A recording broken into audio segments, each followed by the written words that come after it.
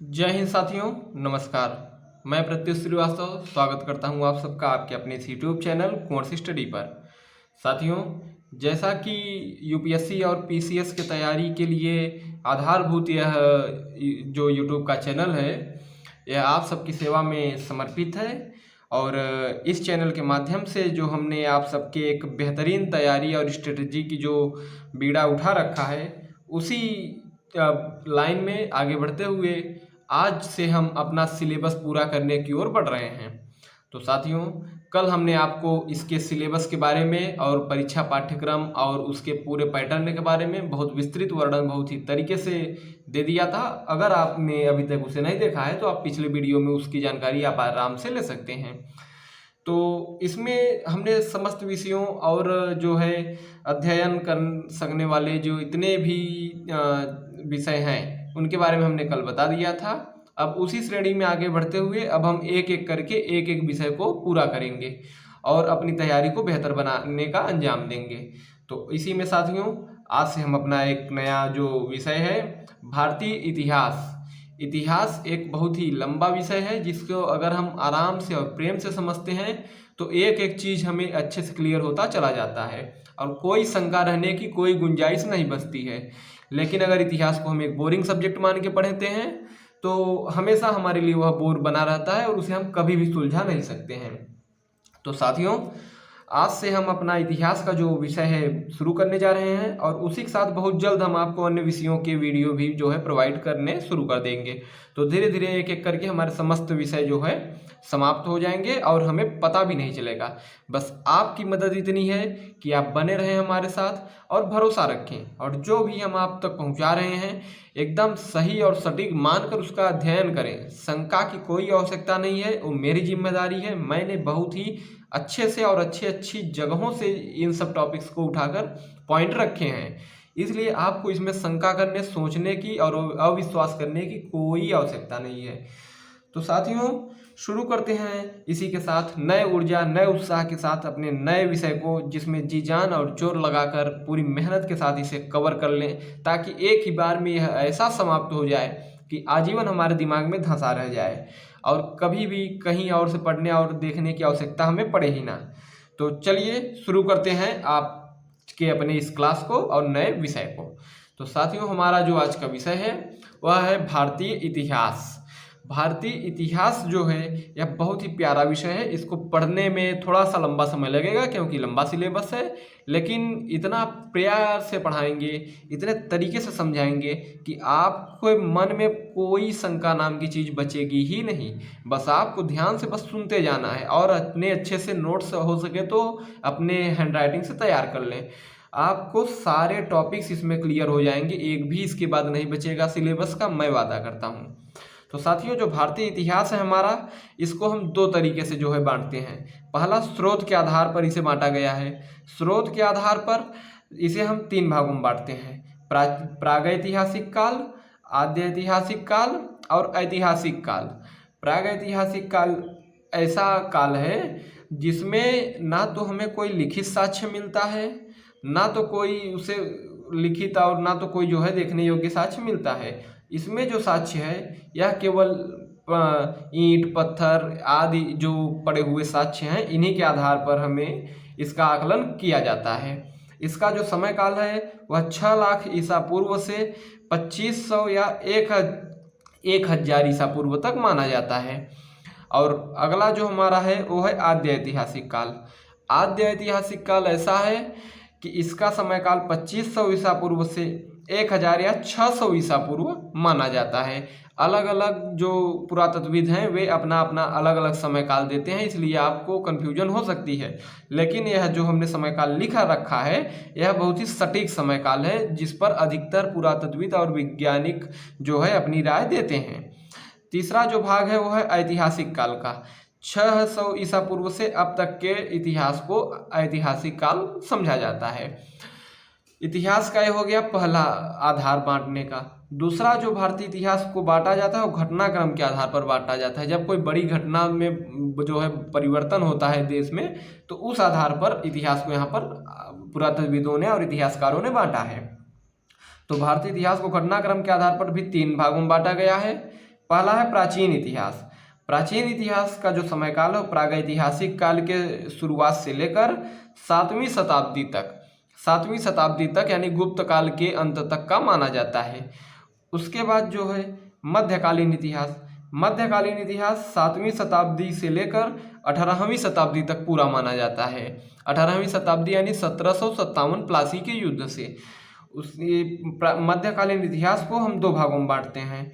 पूर्व मध्यकालीन जो कि 7वीं शताब्दी से लेकर 12वीं शताब्दी तक मानी गई है। उत्तर मध्यकालीन जो कि 12वीं शताब्दी से 18वीं शताब्दी तक मानी गई है। उसके बाद जो हमारा तीसरा है वो है आधुनिक इतिहास। आधुनिक भारत का इतिहास 18वीं शताब्दी से लेकर अब तक के इतिहास को हम आधुनिक इतिहास कहते हैं।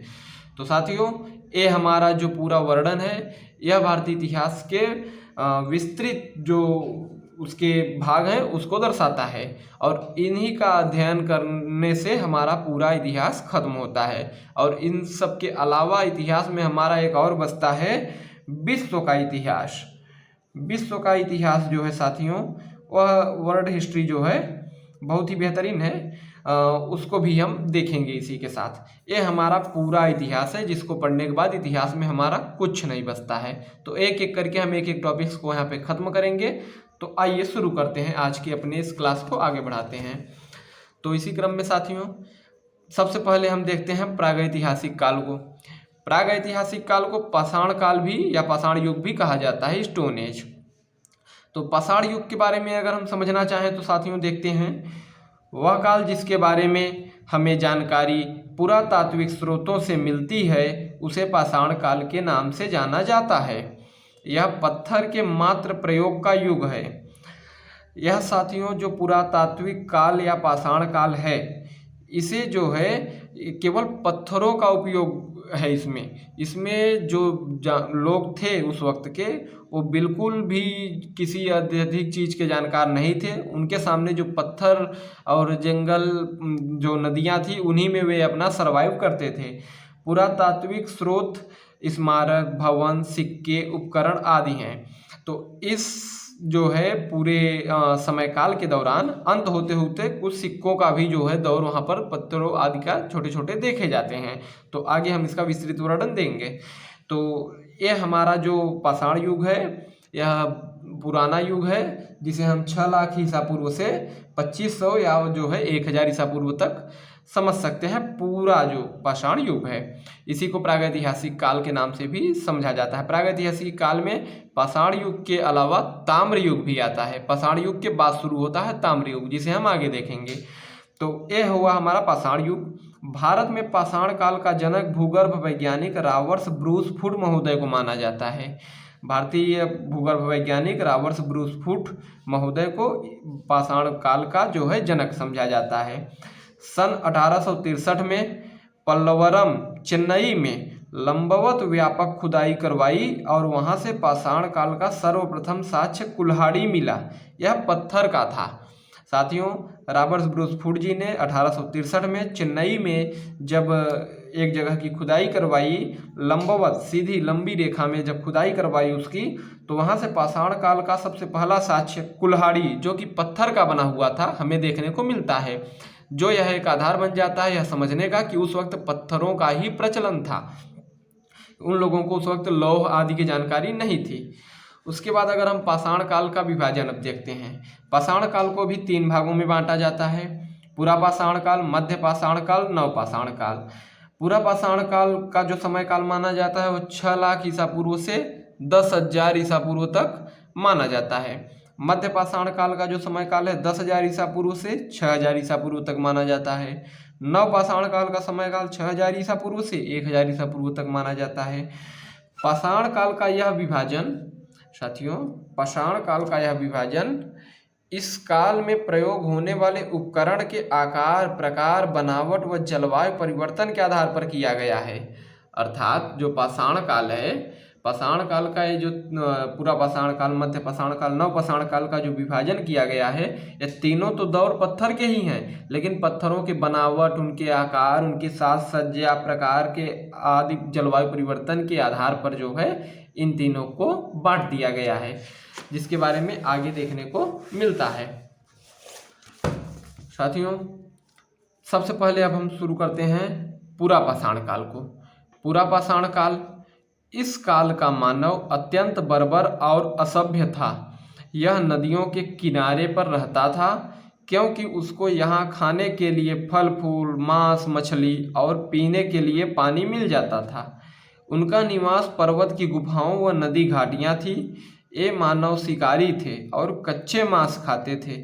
अग्नि की जानकारी तो थी किंतु प्रयोग नहीं जानता था।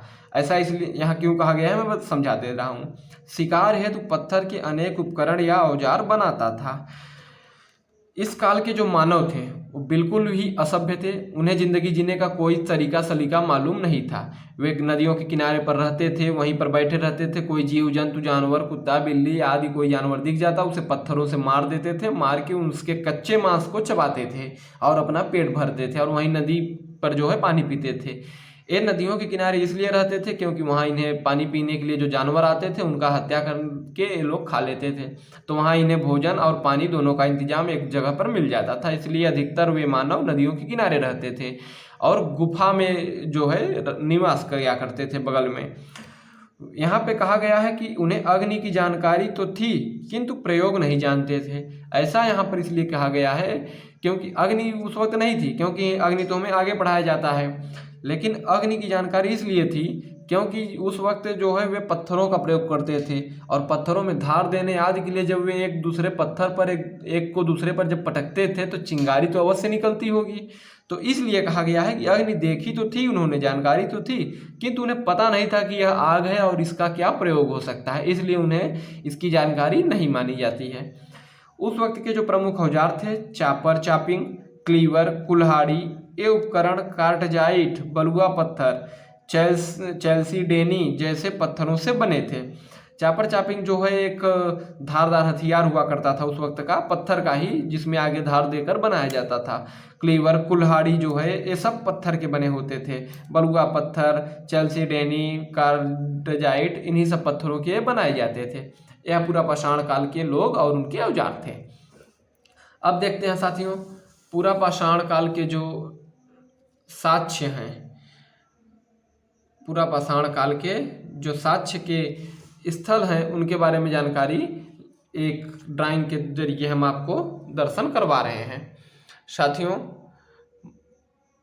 मध्यकाल, पूरा पाषाण काल के जो प्रमुख स्थल रहे हैं, सोहन नदी घाटी, सतलज की सहायक नदी जो है, यहाँ पर जो है इसके पूरा पाषाण काल के स्रोत मिलते हैं।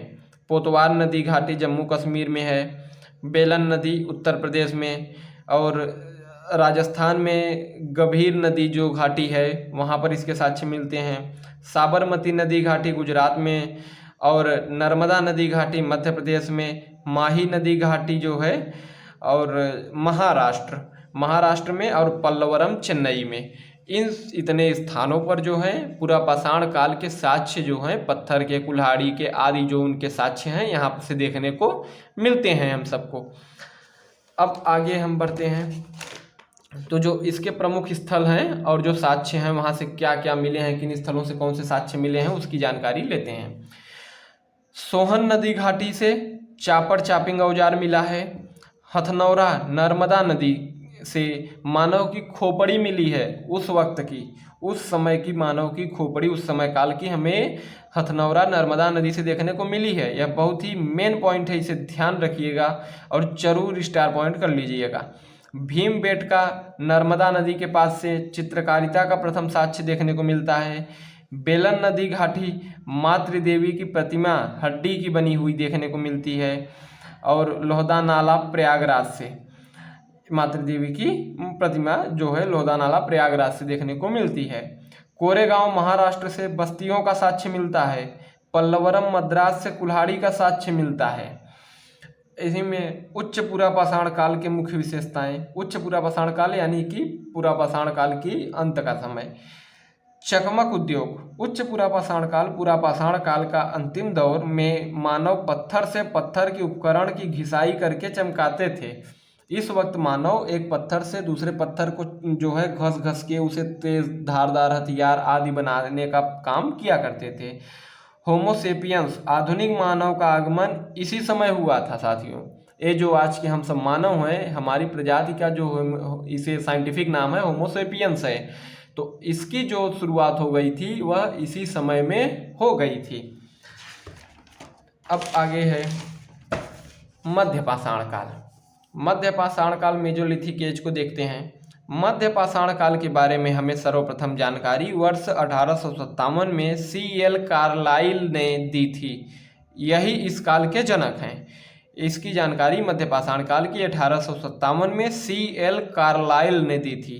C.L. कार्लाइल एक पुरातत्वविद थे। इस काल के उपकरण छोटे छोटे पत्थर से बने थे, इसलिए इस काल को लघु पाषाण काल के नाम से जानते थे। अर्थात इस काल के जो उपकरण, पत्थरों के हथियार आदि बनाए गए, वे सब छोटे छोटे पत्थरों के बनाए गए थे, इसलिए इसे लघु पाषाण काल का भी नाम दिया जाता है। इस वक्त की जो जीवन शैली थी, मानव अब गाय, बैल, भेड़, बकरी, भैंसे का शिकार भी करने लगा था। मानव अब अंत्येष्टि विधि से भी परिचित था, यानी कि लोगों को मरने के पश्चात जो दफनाया जाता है, अंतिम क्रिया की जाती है, उसे अंत्येष्टि विधि कहते हैं। इससे भी अब मानव परिचित हो रहे थे। मृद भांडों का निर्माण और पशुपालन भी किया करते थे। अब वे मृद भांड यानी कि मिट्टी के बने जो बर्तन हैं उसको भी बना लिया करते थे, और पशुपालन भी शुरू हो गया था इस दौर में। समाधान पद्धति में मृत के साथ गड्ढे में उसके प्रिय खाद्य वस्तु औजार रखे जाते थे, क्योंकि वे लोकोत्तर जीवन में विश्वास रखते थे। इसका मतलब यह है कि जब कोई व्यक्ति मर जाता था तो उसे दफनाया जाता था। उसके जब दफनाया जाता था तो उसके साथ उसके जो प्रिय वस्तुएं थी उनको भी उसी के साथ दफना दिया जाता था, क्योंकि लोकोत्तर जीवन में वे लोग विश्वास करते थे। इसका मतलब यह है कि उनका मानना था कि वह व्यक्ति उठता है और अपनी इन पसंदीदा वस्तुओं का उपयोग करता है, तो इसलिए उनके साथ यह वस्तुएं छोड़ दी जाती थी। तो उस वक्त के जो प्रमुख जो स्थल और साक्ष्य हैं, बागौर से कोठारी नदी राजस्थान से हमें देखने को मिलता है। जंगली पालतू पशु की अस्थियां। लखनांज गुजरात से 14 मानव कंकाल हमें देखने को मिलते हैं, वहाँ से यह साक्ष्य मिला है। फिर सराय नाहर राय प्रतापगढ़ से स्तंभगर्त के साक्ष्य मिले हैं। महदहा प्रतापगढ़ से हड्डियों के आभूषण मिले हैं। दमदमा प्रतापगढ़ से 41 मानव के समाधान मिले हैं। एक साथ 41 मानवों के समाधान देखने को, वहाँ इतना लंबा समाधान देखने को दमदमा प्रतापगढ़ से मिलता है।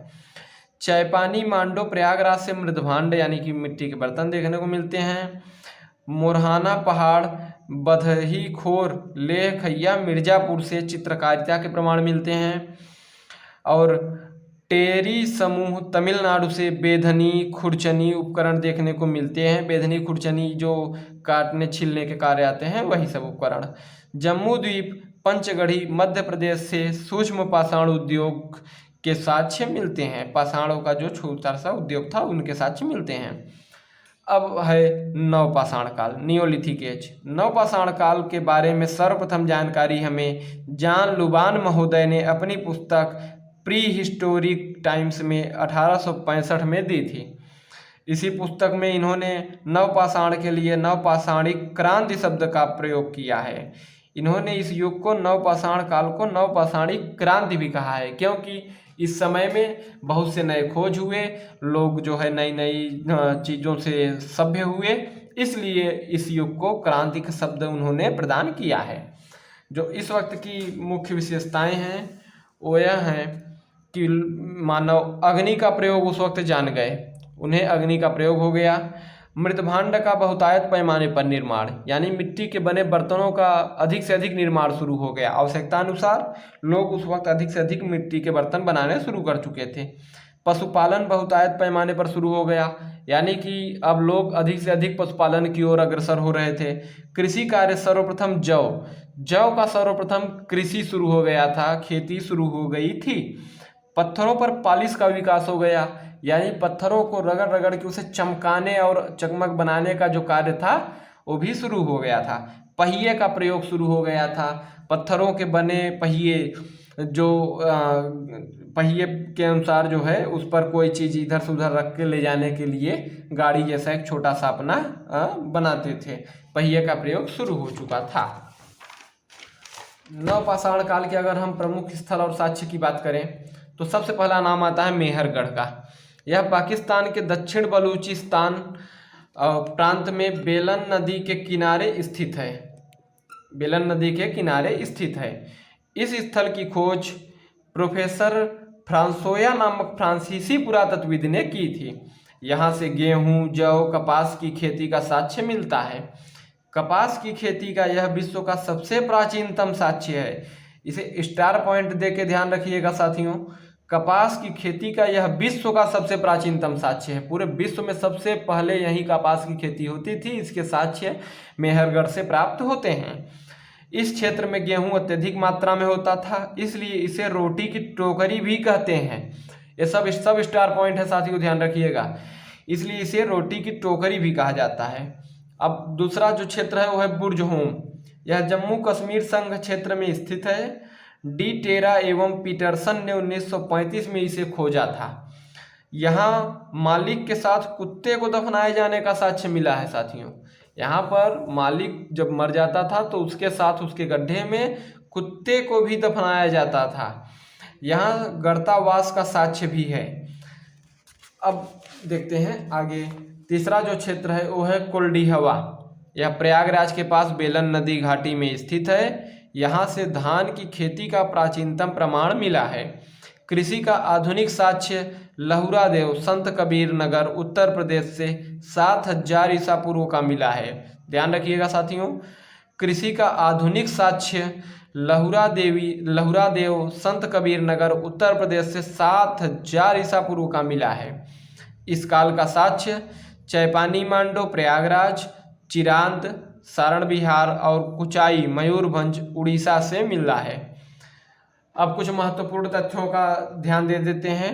मनुष्य द्वारा प्रयुक्त प्रथम धातु तांबा है। भीमबेटका मध्य प्रदेश के रायसेन जिले में है। इसकी खोज 1957 ईस्वी में प्रोफेसर विष्णुधर वाकडकर महोदय ने की। इस क्षेत्र के बारे में आपको इसलिए बताया जाता है क्योंकि इस रायसेन जिले से, भीमबेटका एमपी के रायसेन जिले से जो है बहुत सारे उस वक्त के प्रमाण साक्ष्य हम सबको मिलते हैं, इसलिए इस क्षेत्र की चर्चा विशेषतः की गई है। मध्य पूर्व पाषाण काल को फलक संस्कृति कहते हैं। संधाव गुफा अफगानिस्तान उच्च पुरापाषाण काल से संबंधित है। तो ये कुछ की पॉइंट थे, महत्वपूर्ण पॉइंट, जिसको आपको ध्यान में रखना है। अब हमारा इसी के साथ पाषाण काल खत्म हो जाता है। पाषाण काल में केवल इतना था, यह खत्म होता है। अब शुरू होता है हमारा उसके बाद ताम्र पाषाण काल। मानव द्वारा उपयोग की गई प्रथम धातु तांबा है। ताम्र पाषाण काल का युग 5000 ईसा पूर्व से 1500 ईसा पूर्व तक मुख्यतः माना जाता है। ताम्र पाषाणकालीन संस्कृतियों का विभाजन। हड़प्पा पूर्व ताम्रपाषाणिक संस्कृति, हड़प्पा से पहले, हड़प्पा सभ्यता ताम्रपाषाण काल के बाद की सभ्यता है। इसके बारे में हम आगे पढ़ेंगे। तो इसमें बताया गया है हड़प्पा पूर्व यानी हड़प्पा काल के पहले ताम्रपाषाणिक संस्कृति जो थी।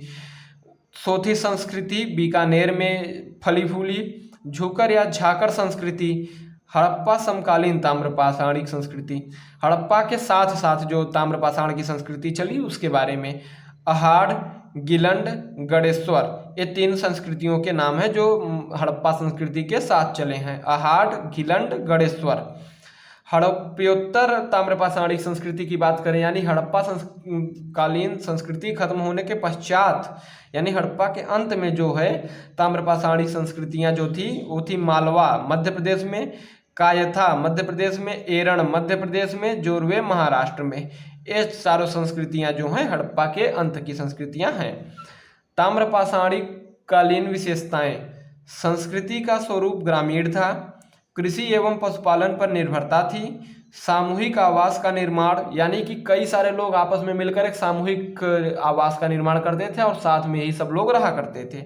मकान निर्माण में मिट्टी एवं प्रस्तर यानी ईंट और मिट्टी से जोड़कर मकाने बनाई जाती थी। उसके बाद जो है आता है हमारा बालाथल अहाड़, तांबे की भट्टी मिली है यहाँ से। कुष्ठ रोग का प्राचीनतम प्रमाण यहीं से मिला है। योगी की मूर्ति हमें देखने को मिलती है, एक मूर्ति है पत्थर की, उसमें जो है एक योगी साधु बैठा हुआ है। अहाड़ संस्कृति के बारे में जाइए कुछ जान लेते हैं।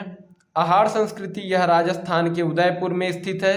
इसकी खोज रतन चंद्र अग्रवाल ने की थी। यह आहार नदी के किनारे है। प्राचीन नाम ताम्बवती है।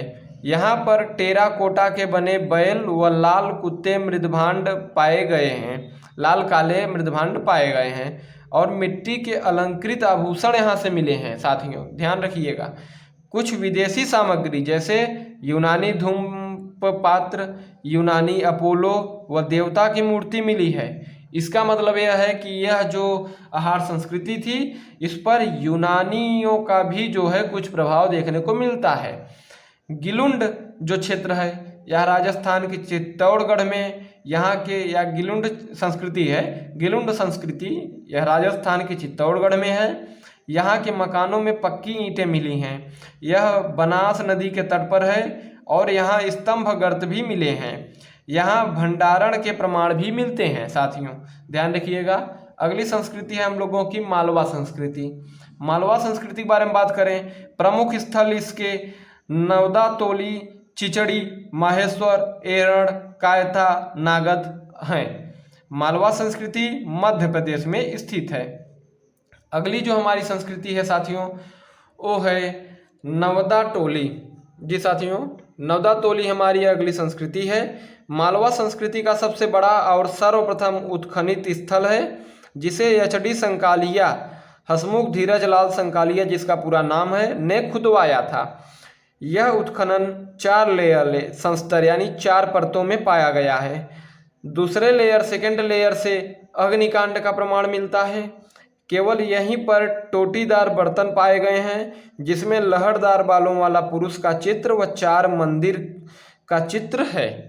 साथियों नवदा टोली एक बहुत बड़ी जगह है, इसको ध्यान में रखने की आवश्यकता है।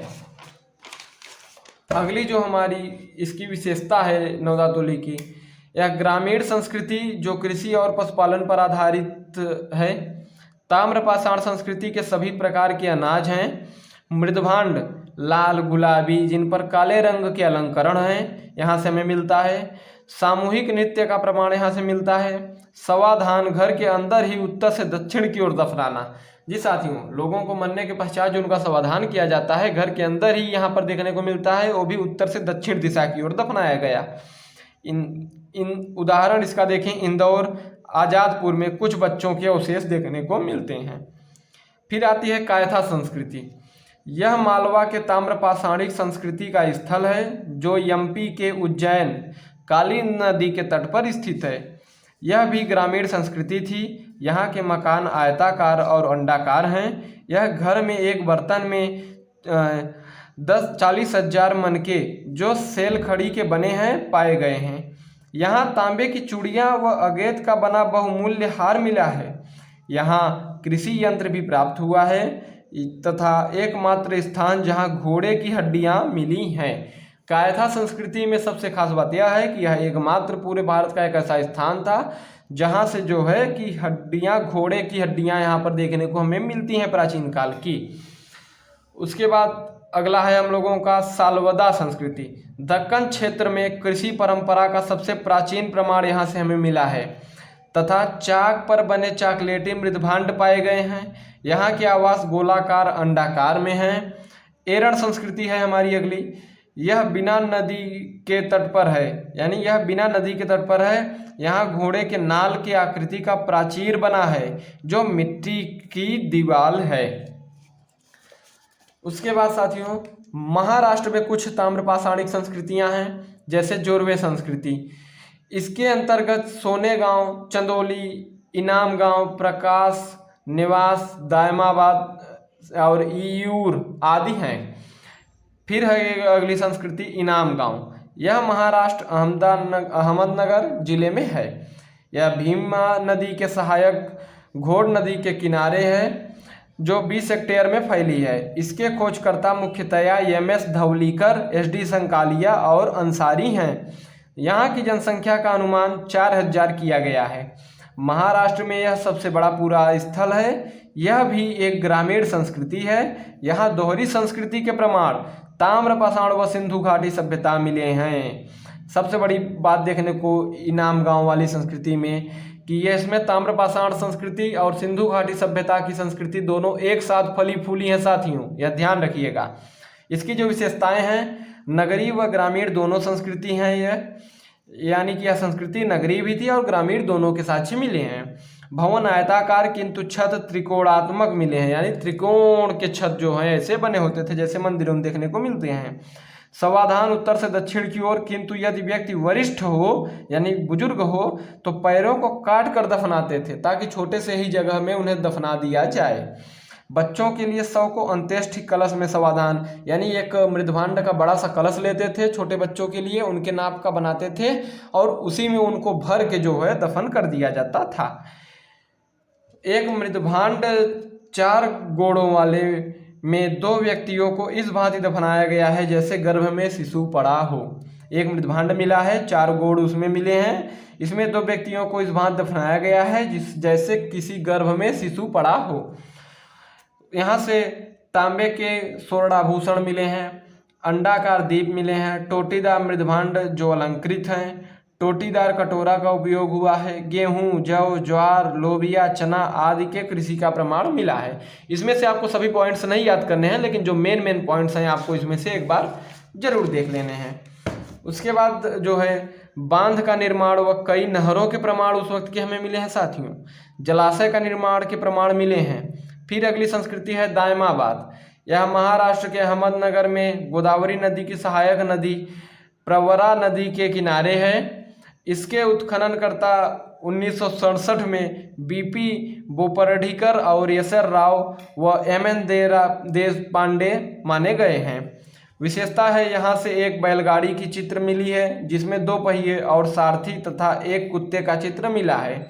यह 3 ओर से यल आकार के प्राचीर से घिरा व एक ओर से खुला है। यहाँ से धातु गलाने की भट्टी मिली, यह भी एक ग्रामीण व कृषक संस्कृति थी। यहाँ कुछ अनाज मिली जैसे कुल्थी, ज्वार की 3 प्रजातियाँ, लोबिया। समाधान जो यहाँ का था, यहाँ 3 प्रकार के समाधान प्रक्रिया मिले हैं। प्रतीकात्मक समाधान, गड्ढे में कब्र और कलश समाधान, कलश में भरकर गड्ढे में, और प्रतीकात्मक जो है समाधान के मिले हैं साक्ष्य। आवास जो है पुरोहित आवास अलग था, शिल्प व्यवसायी का आवास अलग था, कुम्हार का यानी बर्तन आदि बनाने वाले का आवास अलग था, कसाई खाने अलग अलग मिले हैं, सबके आवास अलग थे। बिहार में ताम्रपाषाण काल के स्थल, बिहार में सेनुआर, नरहर, चिराद्र, बैना, भडाडी, इमलीडी, खुर्द व उत्तर प्रदेश में सोहगौरा, ये जो क्षेत्र हैं ताम्रपाषाण कालीन के प्रमुख क्षेत्र रहे हैं। तो इसी के साथ हमारा ताम्रपाषाण काल साथियों खत्म होता है। कल से हम चर्चा करेंगे लौह युग की, और जो है सिंधु घाटी सभ्यता कल से हमारा शुरू हो जाएगा।